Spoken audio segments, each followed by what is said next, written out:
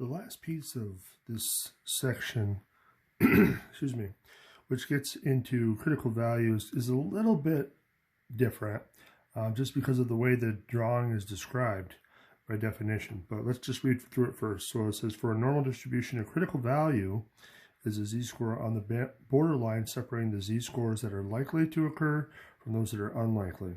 Common critical values are z equals 1.645 and z equals 1.96. So remember, 1.645 was special from before, up here actually, and 1.96 was something we found in this one as well. So we're going to see exactly what those look like down the road. But in general though, if we want to draw a picture of describing critical values, then it's a little different. So the expression z with a little subscript, and that's an alpha, denotes the z-score with an area of alpha to its right. So this is where it's weird because it's describing area to the right, not area to the left. Excuse me. So for this one here, z sub alpha, or alpha in this case is equal to 0.01. So if we were to draw this, and we would draw, first of all, we want a really small area to the right. So that means we have to be on the right-hand side of your bell. So they want to know what this z-score is here. Oops. And again, this is area equal to 0.01. That's what that 0.01 is referring to. So if we want to do this problem, what's the first thing we need to do? We got area to the right. If we want to use our tables, we got to have area to the left. So the first thing is we got to find out what's on this side. So remember, this is going to be 1 minus 0.01. So this is 0.99. And I'm going to add the extra 2 zeros because, again, anytime you're talking about area or probabilities, you want 4 decimal places. So that's why you want to add those extra zeros. So now we can look at our tables and see if we can find that probability, that area. So 0.9900. Now here we got a problem because we got 0.9898 and 9901. So we have to choose between 0.9898 or 0.9901. Now in the previous ones, remember this one here that was between, that one had a star for it because it was very special. But when you have a general case like this, what do? Well, there's not anything fancy to it. You pick the one that's closest to what you want. So in this case, the 0.99 is the closest. 0.9901, excuse me, is the closest. So that's the one we're going to pick for our z-score. And that's it. So if it's not right smack dab in the middle, then you got to just pick the one that's closest. So in this case, we got 2.3 and 3.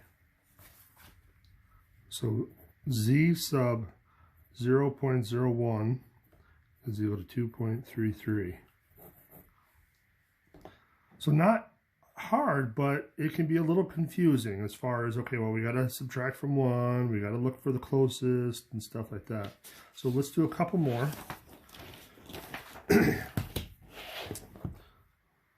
And that will wrap up this section.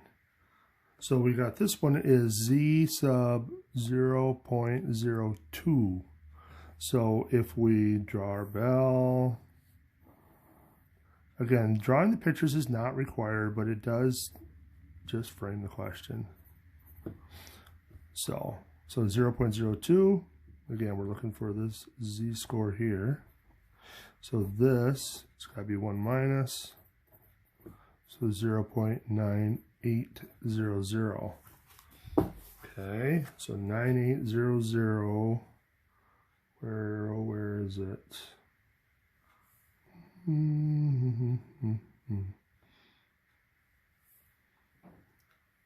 Having trouble finding it. Oh, here we go. So we got 0.9798 and 9803. So 0.9798 .798 or 0.9803. Well, this one's 2 away, this one's 3 away. So that one's no good. So 9798.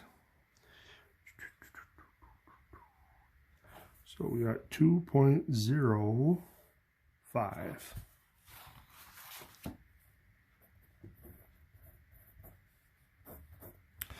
Okay, one more. So 0.045.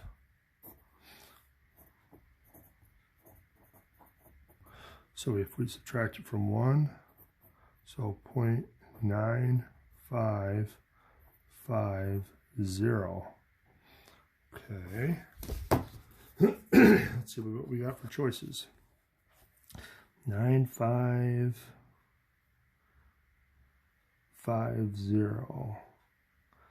9545 and 9554. All right. 9545 or 9554. A lot of 5s and 4s, so just be careful.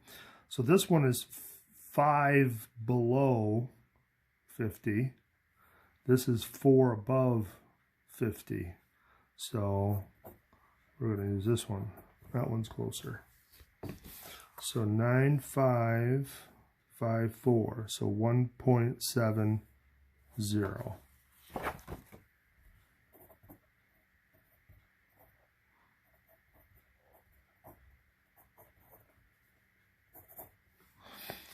All right.